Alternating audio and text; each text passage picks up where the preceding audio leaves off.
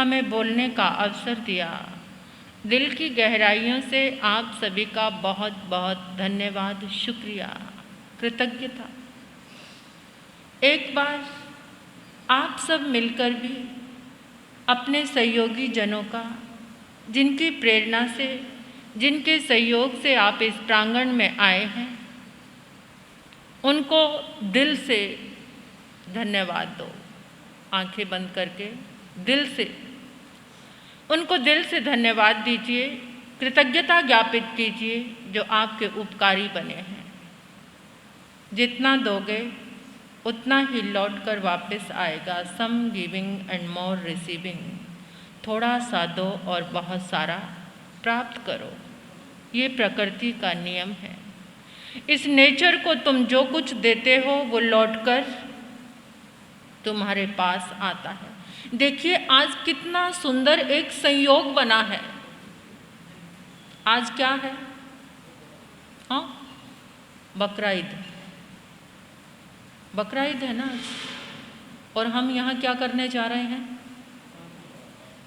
शांतिनाथ भगवान की पावन कथा का प्रारंभ करने जा रहे हैं। इतना कमाल का संयोग। शांतिनाथ भगवान करुणा के अवतार थे। मूक जीवों को उन्होंने इतना अभयदान दिया था और आज हम उनकी कथा कर रहे हैं। इसकी एनर्जी पूरे वातावरण में फैलने वाली है। जो हम यहाँ एक एक अक्षर का उच्चारण होगा ना, उसकी जो अक्षरों की ऊर्जा और भगवान की ऊर्जा, शांतिनाथ भगवान भले ही मोक्ष में हैं, लेकिन उनकी ऊर्जा आज भी इस ब्रह्मांड में है।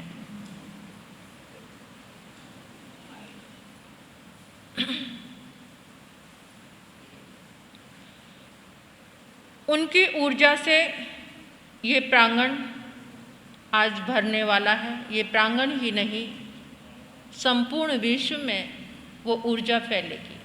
हमारे अंदर से जितनी ऊर्जा निकलती है, ये मत सोचना कि वो हमारे पास ही रहती है। हम पूरे इस ब्रह्मांड में सतयुग और कलयुग का निर्माण करने वाले हम ही हैं। हमारे द्वारा ही इस कलयुग और सतयुग का निर्माण होता। हमारी भावनाओं से, हमारे विचारों से, हमारी सोच से, हमारी आराधना से, हमारी साधना से। अगर तुम्हारे भीतर में विकृति है तो ऊर्जा कैसी निकलेगी? बाहर में विकृति फैलेगी। अगर हमारे भीतर में सद्वृत्तियां हैं तो हमारे भीतर में ऊर्जा कैसी आएगी? सद्वृत्तियों की हमारे भीतर तो आएगी, लेकिन बाहर भी ऊर्जा कैसी जाएगी? आज हमें ये शांति कथा का आचमन करते करते प्रार्थना करनी है उन मूक जीवों के लिए। और देखिए जैन समाज तो कितना सजग हो गया। मुझे गर्व होता है जिन शासन पर, मुझे गर्व होता है जैन समाज पर। अहमदाबाद में, गुजरात में कितने लोग आज ऐसे हैं जिन्होंने उन मूक जीवों को अभयदान दिया, खरीद लिया सारे बकरों को 10-10 लाख रुपए दे करके, 1-1 करोड़ रुपया लगा करके। जितने बकरे हैं उनको नजर आए सब बकरों को उन्होंने खरीद लिया और उनको अभयदान दिया, मरने से बचाया। कितना जयवंत है ये जिन शासन। नमन करती हूँ मैं उन लोगों को, वंदन करती हूँ मैं उन लोगों को जिनकी भावनाएं जीवों को बचाने के लिए ऐसी है। आपने गौशालाएं बहुत सुनी होंगी, देखी होंगी। हर इंसान का एक एम रहता है कि मैं गौशाला खुलवाऊं, लेकिन जो बकराशाला खुलवा दे, जो बकराशाला खुलवा दे, जान तो सबके भीतर में एक जैसी है ना। प्राण तो वही 10 प्राण हैं सबके भीतर में। पूज्य श्री रूपचंद जी महाराज साहब, मधुकर मिश्री जी महाराज साहब, उन्होंने बकराशाला खुलवाई। और क्या करते थे? बकरे के कान में एक मुद्रा पहना देते थे, एक कुंडल पहना देते थे और उसको देते थे अमर बकरे का नाम। यानी उस बकरे को कोई भी मार नहीं सकता, उस बकरे के प्राणों को कोई लूट नहीं सकता। उसको अभयदान मिल गया, वो अमर हो गया। कितने गजब की बात है। कितने कमाल की बात है, जब मैंने उनके जीवन को पढ़ा और ये बात देखी कि आज तक गौशालाएं सबने खुलाई लेकिन बकराशाला किसी ने भी। मेरा ये जिन शासन, मेरा ये महावीर का पंथ कितना गजब का है, कितना निराला है, कितना अद्भुत है। जहाँ जहाँ बुच्चड़ खाने हैं, जहाँ जहाँ बकरे ये जीव मारे जाते हैं, प्रकृति तो इंतजार में रहती है कि तुम जो मुझे दोगे मैं लौटकर तुम्हारे पास ही भेजूंगी। इंसान से बहुत ज़्यादा ईमानदार है ये प्रकृति। इंसान तो किसी की दी हुई चीज़ को हड़प लेता है, मार लेता है, बेईमानी कर लेता है, लेकिन ये नेचर इतनी अच्छी है, जो तुम देते हो तुम्हें लौटकर पहुंचाती है, तुम्हारे पास रिटर्न करती है। आपने सुना होगा सहारा के रेगिस्तान, सुना है? सबसे बड़े रेगिस्तान में नाम आता है सहारा के रेगिस्तान। मैं थोड़ा सा आज इस टॉपिक पर थोड़ा आपको समझाना चाहती हूँ कि आपके मन में भी भावना जागे, चाहे एक ही बकरे को मुक्त कराओ, लेकिन आपके मन में भी एक दर्द जागे, आपके दिल में भी दर्द हो कि कैसे मारा जा रहा है उन मूक जीवों को। काश मैं भी एक बकरे को आज़ाद करा दूँ, मुक्त करा दूँ। सहारा के वो रेगिस्तान कैसे बने, कैसे बने? वहाँ पर कभी बहुत बड़ा नगर होता था।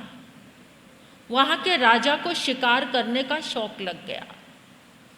यथा राजा तथा प्रजा, जैसा राजा होगा वैसी ही प्रजा होगी।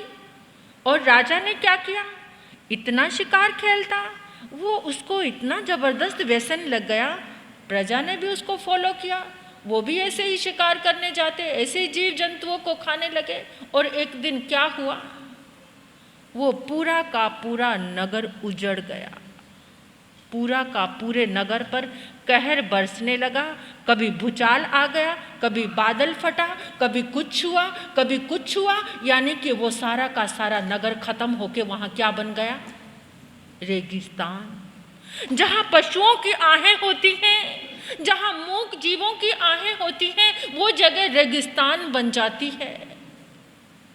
और जो अपने अंदर हजम करते हैं उसको, उनका अंतर मन कितना रेगिस्तान बनेगा। क्या उड़ेगा वहाँ पर, धूल मिट्टी और कुछ भी नहीं होगा। उस दिल में जो उन जीवों को खाने की तमन्ना रखते हैं, कोई धर्म नहीं सिखाता, कोई मजहब नहीं सिखाता कि तुम किसी के प्राणों को लूटो। शायद अच्छे ढंग से पैगंबर मोहम्मद की कुरान शरीफ में उन आयतों को उन्होंने अच्छे से समझा ही नहीं होगा। कोई भी नहीं कहता कि तुम किसी जीव को खाओ। प्रकृति ने और बहुत कुछ दिया है। नेपाल में ये कितना बड़ा भूकंप आया था पता है ना आपको? कुछ साल पहले, आज से 5-6 साल पहले बहुत बड़ा भूकंप आया था। उसका कारण क्या था? नेपाल में एक फेस्टिवल मनाते हैं गड़ी माही, उसमें वो बकरों, उसको भैंसे जो होते हैं, भैंसों को काटा जाता है।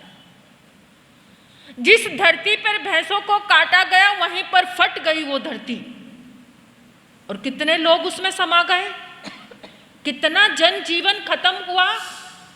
जब वो भरी तो वो फट गई, बर्दाश्त ना कर पाई। इसी तरह से कहीं बादल फटता है, कहीं सुनामी लहरें आती हैं, और कहीं पर ये समुद्री तूफान आते हैं। अचानक नहीं है कुछ भी। हम कहते हैं अचानक तूफान आ गया, अचानक कुछ नहीं होता। अचानक कोई चीज भी घटित नहीं होती, पूर्ण संयोग उसमें जुड़ा हुआ है। आज के दिन इस शांति कथा के माध्यम से हम उन मूक जीवों के लिए प्रार्थना करेंगे। जो बच गए वो तो बच गए, लेकिन जो मर रहे हैं उनकी आर्त आहों से इस वातावरण में अशांति ना हो। शांतिनाथ भगवान की ऊर्जा, शांतिनाथ भगवान की वाइब्रेशन, उनके शुभ पुद्गल उन मूक जीवों की आत्मा को शांति प्रदान करें। ऐसा हमने दिल से सोचना है, दिल को दर्द से भरकर सोचना है। तुम्हारी की गई प्रार्थना, देखो एक व्यक्ति की प्रार्थना होती है, एक सामूहिक प्रार्थना होती है। एक झाड़ू का एक तिनका होता है और एक बहुत सारे तिनके इकट्ठे मिलकर जब झाड़ू बन जाता है, एक तिनका सफाई कर सकता है? एक तिनका सफाई कर सकता है? नहीं कर सकता। जब सारे तिनके मिलते हैं तो क्या होता है? सफाई होती है। एक हमारी प्रार्थना, एक सामूहिक प्रार्थना। ये सामूहिक आयोजन क्या है? आज इंसान का दिमाग खराब हो गया है, सोचता है ऑनलाइन सब कुछ चल रहा है, वहीं महाराज जी का कोई प्रवचन 2 बोल सुन लूंगा। लेकिन जब सामूहिक, एक तो आप सत्संग से वंचित रहते हैं। देखिए आपको समय मिला है, जो लोग सो रहे हैं मुझे तो उनके ऊपर तरस आ रहा है कि जो घर में बैठे हैं। इतना सुंदर आयोजन शांतिनाथ भगवान की कथा का, यहाँ 2 अक्षर तुम्हारे कानों में पड़ते तो हो सकता है आज उन जीवों की हाय से तुम बच जाओगे, क्योंकि हाय तो सब पर पड़ेगी। उन मूक जीवों के जब प्राण जाएंगे, उनके अंदर से जो चीख निकलेगी इस पूरे वातावरण में फैलेगी, और उस वातावरण में फैलेगी तो वो सब उसके, कहते हैं ना कि और दानों के साथ घुन भी पिस जाता है, तो ऐसी ही स्थिति होती है। लेकिन यहाँ पर आकर जब हम सामूहिक प्रार्थना करेंगे तो वो हमारी सामूहिक ऊर्जा पूरे वातावरण में जाएगी, पूरे वातावरण में। कितने लोग कह देते मुझे विश्वास नहीं है शांतिनाथ भगवान कौन सा इस धरती पर है, अब उनकी ऊर्जा क्या काम करेगी। अरे जब तुम नाम लेते हो इमली का तो तुम्हारा मुंह कैसा हो जाता है? नींबू का नाम लेते हो तो मुंह में पानी आने लगता है ना। तुमने नींबू खाया नहीं, लेकिन नींबू का खट्टापन तुम्हें महसूस होने लगता है सिर्फ नाम लेने से। क्या भगवान का नाम लेने से तुम्हारे भीतर में वो ऊर्जा नहीं आएगी? क्या भगवान का नाम लेने से तुम्हारी जिभा, तुम्हारा अंतर्मन पावन नहीं होगा? क्या वो ऊर्जा तुम्हारे भीतर नहीं आएगी? आएगी, अवश्य आएगी। तो ये शांतिनाथ भगवान जब इस धरा पर आए थे, चारों तरफ त्राही त्राही मची हुई थी। ऐसी महामारी का रोग आ गया था कि जिससे लोग घबराकर थककर इतना थक गए थे, शमशान भी नहीं बचे जलाने के लिए, कोई जगह भी नहीं बची, जंगलों में मुर्दों को फेंक कर आने लगे। लेकिन जैसे ही शांतिनाथ भगवान माँ के गर्भ में आए, चारों तरफ शांति फैल गई। इतना गजब का होता है तीर्थंकर का अवतरण। सिर्फ माँ के गर्भ में वो पावन आत्मा, वो ऊर्जावान आत्मा, जगत को तारने वाली वो आत्मा माँ के गर्भ में आई तो चारों तरफ जो हाहाकार मचा हुआ था वो शांति में बदल गया। फिर हमारे घर में शांति नहीं होगी? बोलो, हमारे घर में, हमारे संघ में, हमारे समाज में, हमारे शहर में, हमारे देश में, हमारे राष्ट्र में, इस पूरे विश्व में शांति नहीं होगी? आप शांति के स्रोत बन सकते हो, तो फिर क्यों जो सोए हुए हैं घर में वो तो अपनी ऊर्जा को नष्ट कर रहे हैं और जुड़ रहे हैं उन मूक जीवों की आहों से, क्योंकि जो कुछ करेगा ही नहीं तो वो आहें उसके पास ही पहुंचनी है। और जो भगवान की शरण में आ गया उसका कोई बाल भी बांका नहीं कर सकता। जो भगवान की शरण में पहुंच गया, तो देखिए वैसे ये शांति कथा 7 हैं, लेकिन इसमें जो मेन कथा है एक वो शांतिनाथ भगवान की 1 नंबर की। मैं सभी कथाओं का थोड़ा महत्व बताऊंगी आपको। आप भी आजकल इंजेक्शन का ज़माना है, टैबलेट खाने में कोई विश्वास नहीं रखता, जल्दी से इंजेक्शन लग जाए और इलाज हो जाए, ऐसे सोचते ना। इतने लंबे टाइम तक टैबलेट खानी पड़ेंगी, बहुत मुश्किल है। डॉक्टर को कहते डॉक्टर साहब कुछ ऐसा नहीं है कि एक इंजेक्शन लगा दे और हम सब ठीक हो जाए, ऐसा कहते हैं ना कि एक इंजेक्शन में ही ठीक हो जाएं। तो मतलब आज भी इतना हजम नहीं होता लोगों को कि महाराज साहब 2-2 घंटे 1.5 घंटा इस सभा को चलाएं और आप बैठे रहें, शायद आपके पास समय नहीं है। इसलिए मैं मेन कथा शांतिनाथ भगवान की 1 नंबर की कथा वो मेन कथा है। बाकी कथाओं का महत्व बताया है कि जिसने उस कथा को किया, यानी उस कथा का आचमन किया, उस कथा का प्रायण किया, अपने घर में कथा कराई। किसी कोई दरिद्री था, वो दरिद्रता से मुक्त हो गया। किसी के घर में बच्चा नहीं था, उसके घर में बच्चा हो गया। कोई मुकदमे में हारा हुआ था, वो मुकदमे में जीत गया। किसी के शरीर में रोग हो गया था, वो रोग से मुक्त हो गया। किसी को वाण व्यंत्र यानी भूत प्रेत की बाधा आ गई थी, उसके जीवन की वो बाधा चली गई। ये शांतिनाथ भगवान की कथा के श्रवण से, सुनने से, करने से, कराने से होगा। तो शांतिनाथ भगवान की इस पावन कथा को आप श्रद्धा से सुनना और मन में एक संकल्प लेकर बैठना कि हे शांतिनाथ भगवान, आपकी कथा को सुनने से मेरे अंदर, मेरे घर में, मेरे परिवार में शांति जरूर आएगी। मेरे कार्य व्यापार में ये शांति की ऊर्जा काम करेगी। जो मेरा कार्य व्यापार अभी स्लो चल रहा है, हे शांतिनाथ भगवान, आपकी ऊर्जा से वो गति पकड़ेगा, मुझे गहरा विश्वास है।